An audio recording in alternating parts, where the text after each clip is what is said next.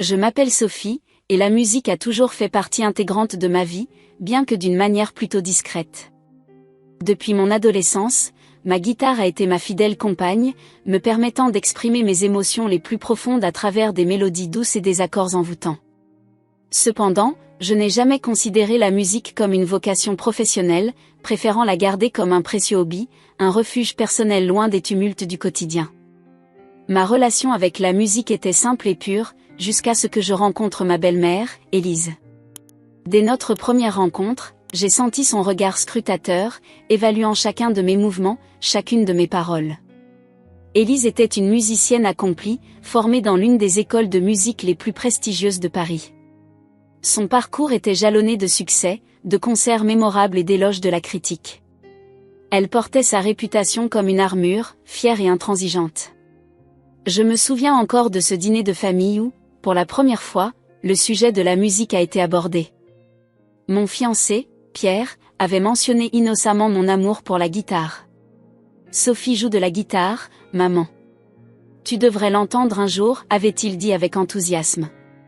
Le regard d'Élise s'était immédiatement durci, ses lèvres se pinçant en une fine ligne désapprobatrice. « Vraiment ? Et où as-tu étudié, Sophie ?» avait-elle demandé, sa voix dégoulinante de condescendance. « Oh, je n'ai pas vraiment étudié. J'ai appris toute seule, c'est juste un passe-temps », avais-je répondu, sentant soudain le poids de son jugement. « Je vois », avait-elle répliqué, son ton laissant clairement entendre qu'elle ne voyait rien du tout, ou du moins rien qui vaille la peine d'être reconnu.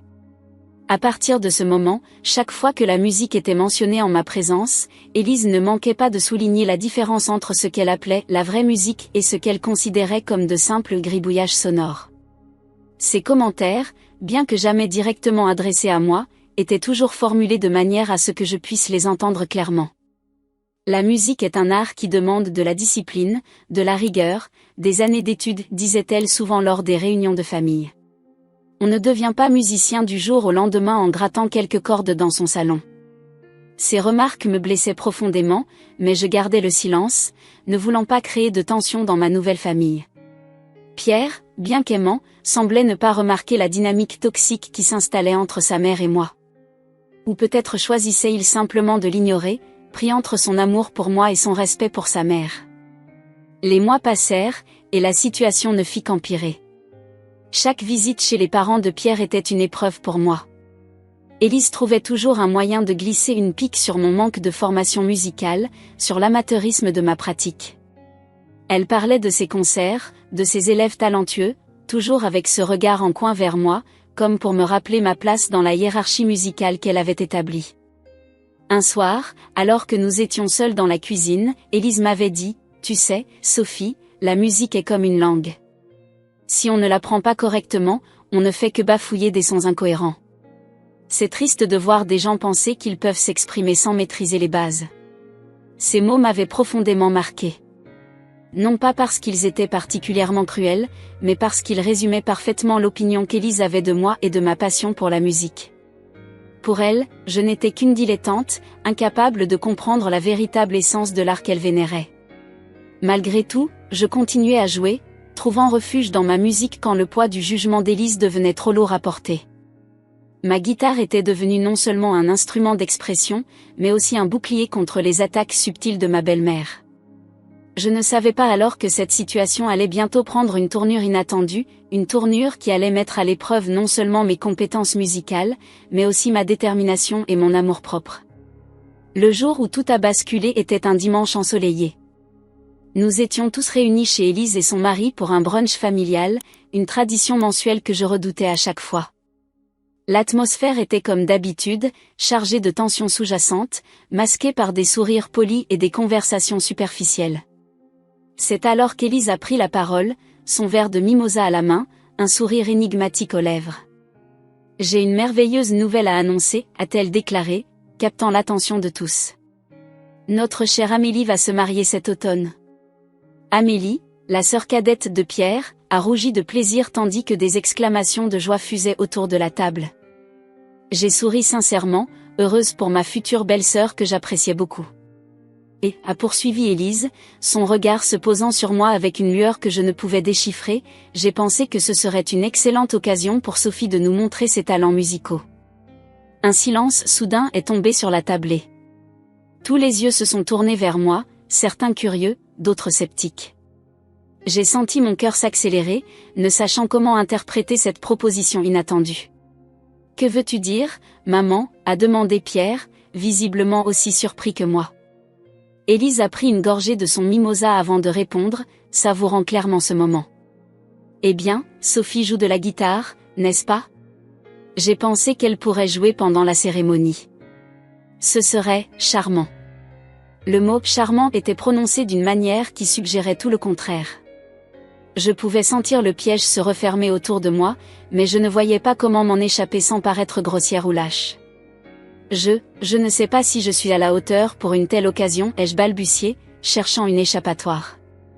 Non-sens, s'est exclamée Élise, balayant mes objections d'un geste de la main. C'est l'occasion parfaite pour montrer ce dont tu es capable. N'est-ce pas, Amélie ? Amélie, prise au dépourvu, a hésité un instant avant de répondre. Eh bien, si Sophie est d'accord, ce serait effectivement très spécial d'avoir de la musique en famille pendant la cérémonie. Je me suis sentie acculée. Refuser aurait été perçu comme un manque de bonne volonté, voire une insulte envers Amélie. Accepter, c'était me jeter dans la gueule du loup, sachant pertinemment qu'Élise attendait mon échec avec impatience. Dans ce cas, ai-je dit, rassemblant tout mon courage, je serais honorée de jouer pour ton mariage, Amélie. Les mots étaient à peine sortis de ma bouche que je les regrettais déjà.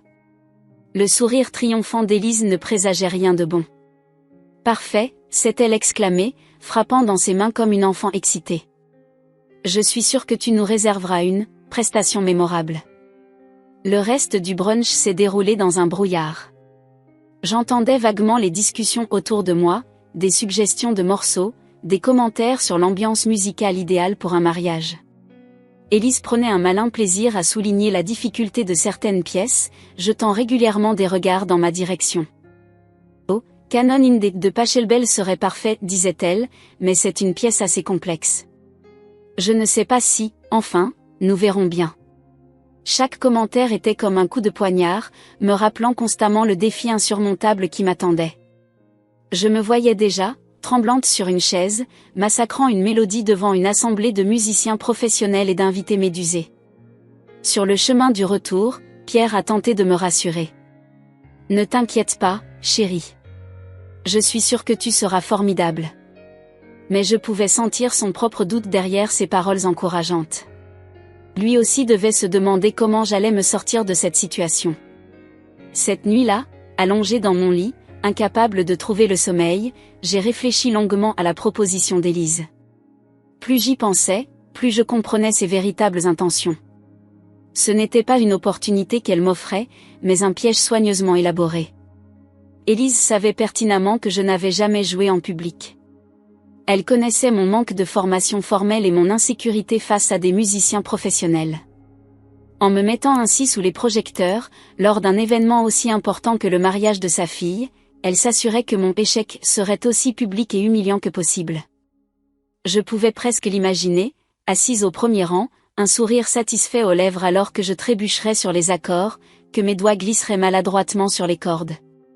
Ce serait la confirmation ultime de tout ce qu'elle avait toujours pensé de moi, une amatrice présomptueuse qui n'avait pas sa place dans son monde musical raffiné. Pourtant, malgré la peur qui me nouait l'estomac, une petite voix au fond de moi refusait de se laisser abattre. Cette voix me rappelait les heures passées à jouer, la joie pure que m'apportait la musique, loin des jugements et des attentes. Cette voix me disait que peut-être, juste peut-être, je pouvais transformer ce défi en une opportunité de prouver ma valeur, non seulement à Élise, mais aussi à moi-même.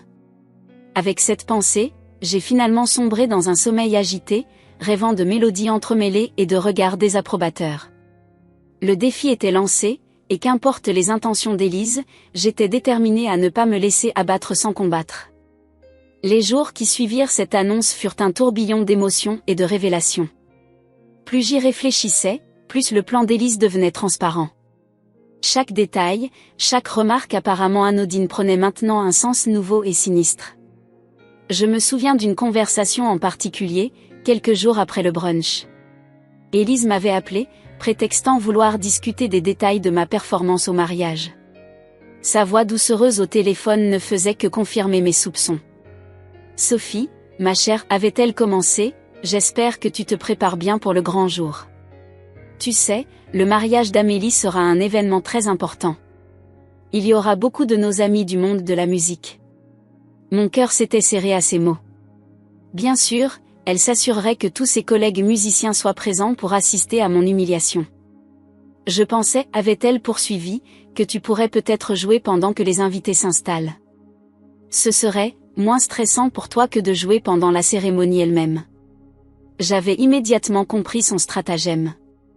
En me faisant jouer pendant l'arrivée des invités, elle s'assurait que ma performance serait reléguée au rang de simple fond sonore, facilement ignoré ou, pire encore, critiqué par des invités distraits et bavards. Et ne t'inquiète pas, avait-elle ajouté avec une fausse bienveillance, si tu ne te sens pas à la hauteur, nous pourrons toujours mettre un enregistrement. Personne ne t'en voudra. Cette dernière remarque avait été la goutte d'eau. La colère avait commencé à bouillonner en moi, remplaçant la peur et l'insécurité. C'est très gentil à vous, Élise, avais-je répondu, m'efforçant de garder une voix calme, mais je pense que je serai capable de jouer pendant la cérémonie comme prévu initialement. Il y avait eu un silence au bout de la ligne, et je pouvais presque voir le froncement de sourcils d'Élise. Eh bien, si tu insistes, avait-elle finalement dit, une pointe d'irritation perçant dans sa voix. J'espère simplement que tu te rends compte de l'importance de l'événement. Après avoir raccroché, j'avais ressenti un mélange de détermination et de rage. Le plan d'Élise était clair comme de l'eau de roche, elle voulait me voir échouer, me voir trembler et bafouiller devant une assemblée de professionnels. Elle espérait que cette humiliation publique me remettrait définitivement à ma place, me faisant comprendre une fois pour toutes que je n'avais aucune légitimité dans son monde musical élitiste. Les jours suivants, j'observais avec une nouvelle perspective chaque interaction avec ma belle famille. Les commentaires apparemment anodins d'Élise prenaient maintenant un sens beaucoup plus sombre. Lors d'un dîner de famille, elle avait innocemment mentionné combien il était stressant de jouer devant un public averti. Tu sais, Sophie, avait-elle dit en sirotant son vin, même après toutes ces années, je ressens toujours une certaine nervosité avant un concert. Surtout quand je sais que des critiques ou des collègues respectés sont dans la salle. C'est une pression énorme. Ses yeux s'étaient posés sur moi, guettant ma réaction. J'avais simplement hoché la tête, refusant de montrer à quel point ces paroles m'affectaient. Pierre, mon fiancé, semblait complètement aveugle à ce qui se passait. Quand j'essayais de lui en parler, il balayait mes inquiétudes d'un revers de main. « Tu te fais des idées, chérie, disait-il. Maman veut simplement t'intégrer à la famille. C'est sa façon de te montrer qu'elle t'accepte. » Mais je savais que ce n'était pas le cas. Chaque sourire forcé, chaque compliment à double sens était une pièce supplémentaire du puzzle. Élise jouait un jeu subtil et dangereux, utilisant le mariage de sa propre fille comme arène pour son petit jeu de pouvoir. Je me demandais si Amélie était au courant des véritables intentions de sa mère. Lors d'un après-midi shopping pour sa robe de mariée, j'avais tenté de sonder le terrain. « Ta mère semble très enthousiaste à l'idée que je joue à ton mariage », avais-je dit nonchalamment. Amélie avait hésité un instant avant de répondre. « Oui, elle en parle beaucoup. Mais tu sais comment elle est avec la musique.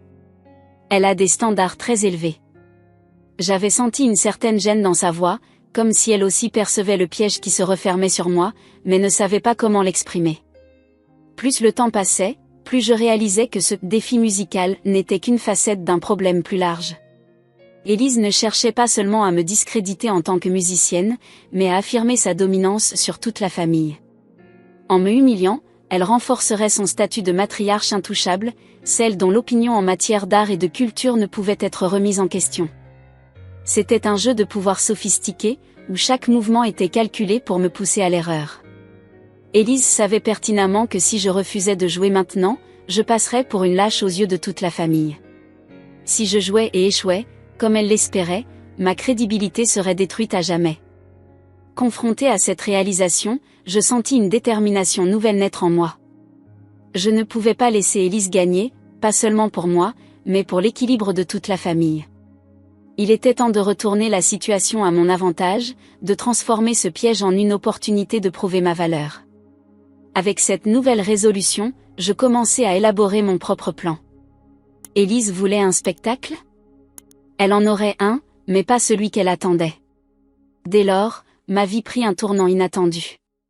Chaque moment libre devint une opportunité de pratiquer, de perfectionner mon art en secret.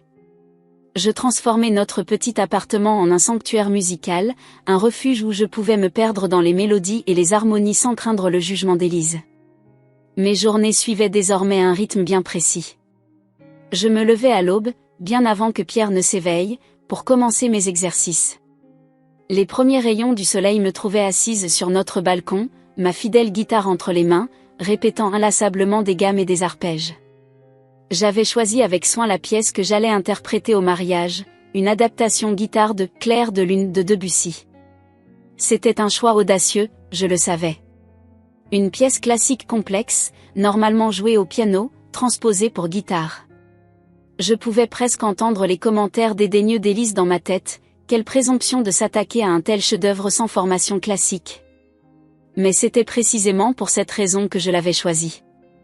Je voulais montrer que la musique transcendait les barrières de la formation formelle, qu'elle était une expression de l'âme plutôt qu'un simple exercice technique. Les semaines passèrent, et ma détermination ne faisait que croître. Je m'imposais une discipline de fer, jonglant entre mon travail, mes responsabilités quotidiennes et mes heures de pratique. Mes doigts devinrent calleux, mes muscles endoloris, mais chaque jour je sentais que je progressais. Pour éviter d'éveiller les soupçons, je prétextais des heures supplémentaires au travail ou des sorties avec des amis pour m'exercer en secret. Je trouvais des endroits insolites pour pratiquer, des parcs isolés, des salles de répétition louées sous un faux nom, même la cave de notre immeuble tard le soir. Un jour, alors que je répétais dans un parc éloigné, une vieille dame s'arrêta pour m'écouter. Après quelques minutes, elle s'approcha, les yeux brillants d'émotion. « C'était magnifique, ma chère, me dit-elle. Vous jouez avec tellement d'âme. Ça me rappelle mon défunt mari, il était pianiste. » Ces mots m'émurent profondément et renforcèrent ma conviction. La musique n'était pas une question de diplôme ou de reconnaissance institutionnelle, mais de capacité à toucher les cœurs. Cependant, cette préparation intense n'était pas sans conséquences. Pierre commençait à remarquer mes absences fréquentes, mon air fatigué. Un soir, alors que je rentrais tard d'une session de pratique, il m'attendait dans le salon, l'air inquiet. « Sophie, qu'est-ce qui se passe ?» demanda-t-il. « Tu es distante ces derniers temps. Il y a quelque chose dont tu veux me parler ?» Je fus tentée, l'espace d'un instant, de tout lui révéler. De lui parler du plan de sa mère, de mes craintes, de ma détermination. Mais je me retins. Je ne voulais pas le mettre dans une position difficile entre sa mère et moi. « Ce n'est rien, mon amour, répondis-je en forçant un sourire. Je suis juste un peu stressée par le mariage d'Amélie. Tu sais, avec la musique et tout ça. » Il sembla accepter cette explication, mais je vis dans ses yeux qu'il n'était pas totalement convaincu. Cette conversation me fit réaliser à quel point mon obsession pour cette performance commençait à affecter ma vie personnelle. Malgré tout, je ne pouvais pas m'arrêter. Chaque fois que le doute m'assaillait, je repensais au regard condescendant d'Élise, à ses remarques acerbes, et cela suffisait à raviver ma détermination. J'explorais de nouvelles techniques, visionnais d'innombrables tutoriels en ligne, écoutais en boucle différentes interprétations de Clair de lune. Je voulais non seulement maîtriser la technique, mais aussi insuffler ma propre âme dans cette pièce. Un mois avant le mariage, je décidai de tester mes progrès. Je réservai une petite salle de concert locale sous prétexte d'une fête d'anniversaire. En réalité, je voulais m'habituer à jouer sur une vraie scène, avec une acoustique différente de celle de mon appartement ou du parc. Le jour J, je me retrouvai seule dans cette salle, face à des rangées de sièges vides. Le silence était assourdissant. Mes mains tremblaient légèrement lorsque je pris ma guitare. Je fermai les yeux, inspirai profondément, et commençai à jouer. Les premières notes s'élevèrent, hésitantes d'abord, puis de plus en plus assurées. Je me laissai emporter par la musique, oubliant où j'étais, oubliant pourquoi je faisais cela. Il n'y avait plus que moi, ma guitare, et cette mélodie sublime qui emplissait l'espace. Quand j'eus fini, j'ouvris les yeux, le cœur battant. Le silence qui suivit était différent, chargé d'une émotion que je ne pouvais décrire. C'est alors que j'entendis un applaudissement solitaire. Surprise, je levai les yeux pour voir le gérant de la salle, debout au fond, les yeux humides. « Mademoiselle, dit-il en s'approchant, c'était extraordinaire. J'ai entendu de nombreux musiciens jouer ici, mais rarement avec autant de passion. » Ces mots me touchèrent profondément et me donnèrent la confiance dont j'avais besoin. Pour la première fois depuis l'annonce d'Élise, je sentis que j'étais prête. Peu importait ce qu'elle ou quiconque penserait, j'avais trouvé ma voix, ma façon d'interpréter cette pièce. En rentrant chez moi ce soir-là, épuisée mais euphorique, je réalisais que cette préparation m'avait transformée. Ce n'était plus seulement une question de prouver quelque chose à Élise. J'avais redécouvert mon amour pour la musique, une passion qui allait bien au-delà de toute querelle familiale. Le grand jour approchait, et malgré l'appréhension qui persistait, je me sentais prête à affronter ce qui m'attendait. Quoi qu'il arrive, je savais que je jouerais avec tout mon cœur, et c'était tout ce qui comptait. Le jour du mariage arriva enfin, baigné dans la lumière dorée d'un soleil automnal. Je me réveillai à l'aube, le cœur battant d'anticipation et d'anxiété. Pierre dormait encore paisiblement à côté de moi, inconscient du tumulte qui m'agitait. Je me levai silencieusement et me dirigeai vers la salle de bain. En me regardant dans le miroir, je fus frappée par mon propre reflet. Mes yeux brillaient d'une détermination que je ne leur connaissais pas. Ces derniers mois m'avaient changé, forgé, et j'étais prête à affronter ce qui m'attendait. La matinée passa dans un tourbillon de préparatifs. Je choisis avec soin ma tenue, une robe bleu nuit élégante mais sobre, qui me permettrait de jouer confortablement. Mes cheveux furent coiffés en un chignon lâche, quelques mèches encadrant mon visage. Je voulais avoir l'air professionnel, mais pas trop guindé. Pierre remarqua mon air tendu alors que nous nous préparions. « Tout va bien se passer, chérie, me rassura-t-il en m'embrassant sur la joue. Tu vas les épater. Si seulement ils savaient, pensai-je. Mais je me contentai de sourire et de hocher la tête. Nous arrivâmes à l'église 1 heure avant la cérémonie. L'agitation était à son comble, fleuristes, photographes, invités pressés s'affairaient dans tous les sens. Au milieu de ce chaos organisé, j'aperçus Élise, resplendissante dans une robe couleur champagne, dirigeant tout ce petit monde d'une main de maître. Nos regards se croisèrent et elle s'approcha de moi, un sourire mielleux aux lèvres. « Sophie, ma chère, tu es ravissante, dit-elle en m'embrassant sur les 2 joues. J'espère que tu es prête pour ta prestation. » Je sentis le venin derrière ces mots, mais je ne me laissai pas démonter. « Tout à fait, Élise. Je suis impatiente de jouer. » Une lueur de surprise passa dans ses yeux, vite remplacée par un air suffisant. « Eh bien, nous verrons cela, murmura-t-elle avant de s'éloigner pour accueillir d'autres invités. Les minutes s'écoulèrent avec une lenteur exaspérante. Je m'isolai dans une petite pièce attenante à l'église pour m'accorder et me concentrer. Mes doigts parcouraient les cordes de ma guitare, répétant silencieusement les passages les plus délicats de « Clair de lune ». Soudain, la porte s'ouvrit et Amélie entra, resplendissante dans sa robe de mariée. « Sophie, dit-elle doucement, je voulais te voir avant la cérémonie. » Je me levai, surprise. « Amélie, tu es magnifique. » Elle me sourit, mais je vis une ombre d'inquiétude dans ses yeux. « Merci. Écoute, je voulais m'assurer que tu te sentais prête. Je sais que maman peut être difficile parfois. » Son hésitation me confirma qu'elle n'était pas totalement dupe du jeu de sa mère. Je posai ma main sur son bras, touchée par sa préoccupation. « Ne t'inquiète pas pour moi, Amélie. C'est ton grand jour. Profite-en pleinement. » Elle hocha la tête, semblant rassurée, et quitta la pièce après m'avoir serré brièvement dans ses bras. Enfin, le moment arriva. Je pris une profonde inspiration et sortis de ma retraite. L'église était pleine à craquer, un murmure d'excitation parcourait l'assemblée. Je repérai Élise au premier rang, son regard fixé sur moi, un mélange d'anticipation et de dédain sur son visage. Je m'installai sur la chaise préparée pour moi, près de l'autel. Mes mains tremblaient légèrement lorsque je saisis ma guitare. Je fermai les yeux un instant, me recentrant, me rappelant pourquoi j'étais là. Lorsque je les rouvris, je croisai le regard de Pierre dans l'assemblée. Il me fit un petit signe d'encouragement, et cela suffit à calmer mes dernières appréhensions. Les premières notes de « Clair de lune » s'élevèrent dans l'église, claire et cristalline.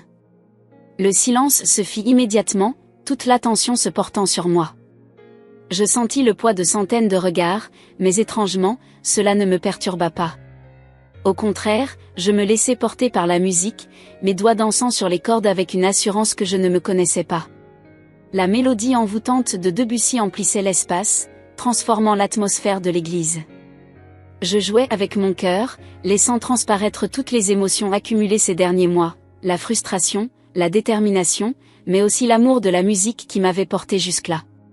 Chaque note était une déclaration, une affirmation de ma passion et de mon talent. À mesure que je jouais, je sentis un changement dans l'ambiance. Les regards fixés sur moi n'étaient plus empreints de curiosité ou de scepticisme, mais d'émerveillement. Même Élise, que j'apercevais du coin de l'œil, semblait stupéfaite. Lorsque les dernières notes s'estompèrent, il y eut un moment de silence absolu. Puis, comme une vague, les applaudissements déferlèrent. Je levai les yeux pour voir l'assemblée debout, m'offrant une ovation que je n'aurais jamais osé imaginer. Des larmes de joie et de soulagement me montèrent aux yeux. J'avais réussi. Non seulement j'avais relevé le défi, mais j'avais dépassé toutes les attentes, y compris les miennes. Au milieu des applaudissements, je croisai le regard d'Élise. Pour la première fois, je n'y vis ni condescendance, ni mépris. Il y avait de la surprise, de l'incrédulité, et peut-être, juste peut-être, une lueur de respect. Ce moment marqua un tournant, non seulement dans ma relation avec Élise, mais aussi dans ma perception de moi-même en tant que musicienne. J'avais prouvé, à elle et à moi-même, que la passion et la détermination pouvaient transcender les barrières de la formation formelle. Alors que je me levais pour rejoindre ma place, submergée par l'émotion et les félicitations, je réalisai que cette performance était bien plus qu'une simple revanche. C'était l'affirmation de ma propre identité musicale, le début d'un nouveau chapitre dans ma vie. Les jours qui suivirent le mariage furent comme un rêve éveillé. La réaction à ma performance avait dépassé mes espérances les plus folles, et je me retrouvais au centre d'une attention que je n'avais jamais connue auparavant. Le lendemain de la cérémonie, alors que Pierre et moi prenions notre petit déjeuner, mon téléphone ne cessait de vibrer. Messages de félicitations, demandes d'amis sur les réseaux sociaux, et même quelques propositions de petits concerts dans des cafés locaux. J'étais abasourdi par cet intérêt soudain. Tu vois, me dit Pierre en souriant par-dessus sa tasse de café, je t'avais dit que tu les impressionnerais. Mais même moi, je ne m'attendais pas à ça. Je lui souris en retour, sentant une vague de gratitude pour son soutien constant. Cependant, une partie de moi attendait avec appréhension la réaction d'Élise. Comment allait-elle gérer cette situation inattendue ? Je n'eus pas à attendre longtemps. En milieu d'après-midi, alors que nous étions en train de ranger les cadeaux de mariage chez Amélie et son nouveau mari, Élise fit son entrée. Son visage était un masque d'émotions contradictoires, surprise, confusion, et quelque chose qui ressemblait presque à de l'admiration. « Sophie, dit-elle en s'approchant de moi, je dois admettre que ta performance hier était remarquable. » Le silence tomba dans la pièce. Tous les yeux étaient rivés sur nous deux, attendant la suite avec une curiosité non dissimulée. Je ne m'attendais pas à un tel niveau de maîtrise, poursuivit-elle, semblant chercher ses mots. Tu as vraiment capturé l'essence de Debussy d'une manière que je n'aurais pas cru possible pour quelqu'un sans formation classique. Je sentis mon cœur s'accélérer. C'était probablement le plus proche d'un compliment qu'Élise m'ait jamais fait. Merci, Élise, répondis-je doucement. Cela signifie beaucoup pour moi, venant de vous. Elle hocha la tête, puis, à la surprise générale, elle ajouta, j'aimerais en savoir plus sur ton parcours musical. Peut-être pourrions-nous en discuter autour d'un café un de ces jours ? Cette invitation inattendue marqua le début d'un changement radical dans notre relation. Au cours des semaines suivantes, Élise et moi nous rencontrâmes plusieurs fois. Nos conversations, d'abord maladroites et hésitantes, devinrent progressivement plus ouvertes et sincères. Lors d'une de ces rencontres, dans un petit café près de chez elle, Élise me fit une confession qui me laissa sans voix. « Tu sais, Sophie, dit-elle en remuant son café, quand j'ai suggéré que tu joues au mariage, je ne pensais pas que tu accepterais. Et quand tu l'as fait, j'étais certaine que tu te ridiculiserais. » Je sentis une pointe de douleur à cette admission, mais je l'encourageai à continuer d'un signe de tête. Je réalise maintenant à quel point j'ai été injuste et présomptueuse, poursuivit-elle. Ta performance m'a rappelé pourquoi je suis tombée amoureuse de la musique en premier lieu. Ce n'est pas une question de diplôme ou de formation, mais de passion et d'émotion. Ses yeux brillaient de larmes contenues. Je suis désolée, Sophie. J'ai laissé mon arrogance et mes préjugés obscurcir mon jugement. Peux-tu me pardonner? Cette conversation marqua un tournant dans notre relation. Peu à peu, nous commençâmes à construire un lien basé sur notre amour commun pour la musique, au-delà des différences de formation et d'expérience. Élise commença même à me donner quelques conseils techniques, partageant son expertise avec une générosité que je n'aurais jamais cru possible auparavant. De mon côté, je lui montrais comment l'improvisation et l'approche intuitive pouvaient apporter une nouvelle dimension à l'interprétation des pièces classiques. Cette évolution de notre relation eut un impact profond sur toute la famille. Les dîners familiaux, autrefois tendus et inconfortables, devinrent des moments de partage et de joie. Pierre était ravi de voir sa mère et sa fiancée s'entendre enfin, et Amélie me confia un jour qu'elle n'avait jamais vu sa mère aussi détendue et ouverte. Mais le changement le plus significatif se produisit en moi. La confiance que j'avais gagnée grâce à cette expérience transforma ma relation avec la musique. Je commençai à explorer de nouveaux styles, à composer mes propres morceaux, et même à me produire régulièrement dans des petits concerts locaux. Un soir, alors que je terminais une performance dans un café-concert, je fus surprise de voir Élise dans le public. Elle s'approcha de moi après le spectacle, les yeux brillants d'émotion. « Sophie, dit-elle en me prenant les mains, tu as un don extraordinaire. J'ai été aveugle de ne pas le voir plus tôt. Ta musique touche les gens d'une manière que bien des musiciens formés ne peuvent qu'espérer atteindre. » Ces paroles me touchèrent profondément, et je sentis des larmes de joie me monter aux yeux. « Merci, Élise, répondis-je. Votre soutien signifie plus pour moi que vous ne pouvez l'imaginer. » Ce moment marqua non seulement la transformation complète de notre relation, mais aussi le début d'une nouvelle ère dans ma vie musicale. J'avais trouvé ma voix, mon style, et avec le soutien inattendu de ma belle-mère, j'étais prête à explorer de nouveaux horizons musicaux. La musique, qui avait été source de tensions et de conflits, était devenue un pont entre nous, prouvant que l'art a le pouvoir de transcender les différences et de rapprocher les gens de la manière la plus inattendue. Les mois qui suivirent furent une période de réflexion intense et de croissance personnelle. La transformation de ma relation avec Élise et l'évolution de ma carrière musicale m'amenèrent à repenser beaucoup d'aspects de ma vie et de ma perception du monde. Un soir d'hiver, alors que je rentrais d'une séance de répétition avec un petit ensemble que j'avais récemment rejoint, je trouvai Pierre assis dans notre salon, une tasse de thé à la main et un air pensif sur le visage. « Sophie, dit-il doucement lorsque je m'assis à côté de lui, je suis tellement fière de toi et de tout ce que tu as accompli ces derniers mois. Mais je dois t'avouer quelque chose. Mon cœur se serra. Malgré tous les changements positifs, une partie de moi craignait toujours que quelque chose ne vienne tout gâcher. Je me sens un peu coupable, poursuivit-il. Je n'ai pas vraiment compris à quel point la situation avec ma mère était difficile pour toi. J'aurais dû être plus attentif, plus soutenant. Je pris sa main dans la mienne, touché par son honnêteté. Pierre, tu n'as pas à te sentir coupable.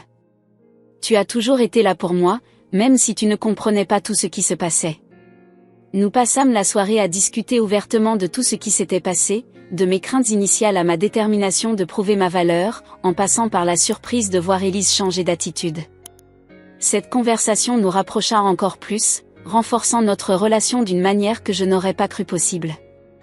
Quelques jours plus tard, lors d'un dîner chez Élise, je fus surprise de la trouver en train de fouiller dans de vieilles boîtes dans son grenier. « Ah, Sophie, dit-elle en me voyant. J'espérais que tu viendrais. J'ai quelque chose à te montrer. » Elle sortit un vieil album photo et l'ouvrit sur une image jaunie par le temps. Je vis une jeune femme, que je reconnus comme étant Élise, assise devant un piano dans ce qui semblait être un petit appartement miteux. « C'était moi à ton âge, expliqua-t-elle, une note de nostalgie dans la voix. Je venais de commencer mes études de musique. Je n'avais pas un sou, mais j'étais déterminée à réussir. » Je l'écoutais, fascinée, alors qu'elle me racontait ses débuts difficiles, les nuits blanches à pratiquer, les doutes et les moments de découragement. Pour la première fois, Je voyais Élise non pas comme la musicienne accomplie et sûre d'elle que j'avais toujours connue, mais comme une jeune femme vulnérable et passionnée, pas si différente de moi.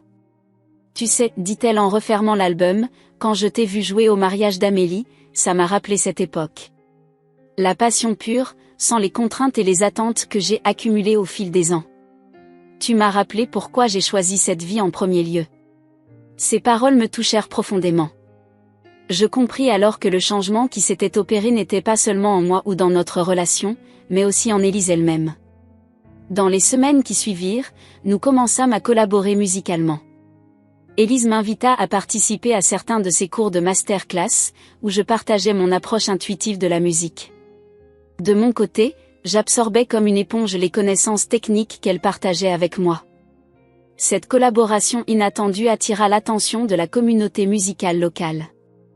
Un jour, nous fûmes approchés par le directeur du conservatoire de la ville pour donner un concert ensemble, mêlant musique classique et approche contemporaine. La préparation de ce concert fut une expérience extraordinaire. Élise et moi passions des heures à arranger des pièces classiques pour guitare et piano, créant des fusions uniques qui reflétaient nos styles et nos parcours différents. Nos répétitions étaient un mélange de travail acharné et de moments de pure joie musicale. Le soir du concert arriva, et la salle était comble. Alors que nous nous apprêtions à monter sur scène, Élise me prit les mains. « Sophie, dit-elle, les yeux brillants d'émotion, je voulais te remercier. Grâce à toi, j'ai redécouvert la joie pure de faire de la musique, sans les attentes et les pressions que je m'étais imposées toutes ces années.